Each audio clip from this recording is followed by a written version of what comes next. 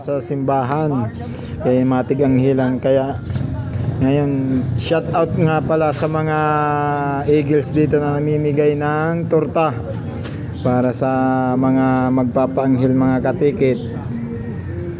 Yan, kadamdamo mga katikit sa magpapanghil. Salamat na salamat sindamo sa inyo mga grupo San Eagles na nanghatag sin torta, mga katikit. Yan. Di mga katikit to. Puno-puno naman natin simbahan, mga katikit.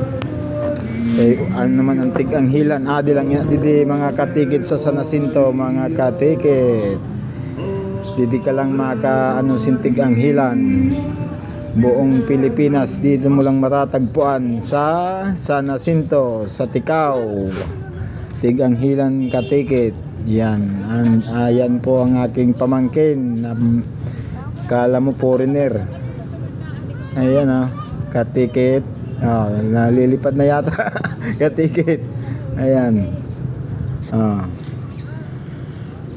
Di kita yan. Kaya damon tao, mga katikit. Good the goes this morning, mga katikit. Ayan. Umagang umaga, pagkadamo-damo na sa mga tao na mapaaranghel san inda mga kabataan, katikit.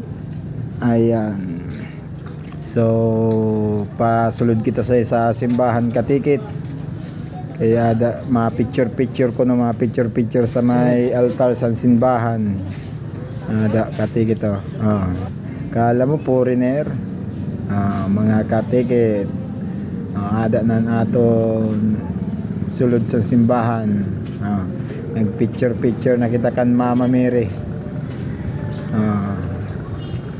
Di ka lang makaano sa na tig-anghilan sa Ticao, mga katikit. May sa mga katikit na nagpauna daw sa na tig-anghilan di si Father Aganan. Mula nga sa na tig-anghilan, katikit. Buong Pilipinas, dito mo lang matatagpuan sa Ticao Island ang tig-anghilan, mga katikit. Ayan, mga katikit mga tao, puno, siksi, suksukan yan sa mga ingkudan, katikit. Ayan, shout out kaya po sa mga grupo San Eagles na nanghatag sin torta sa maigit san simbahan.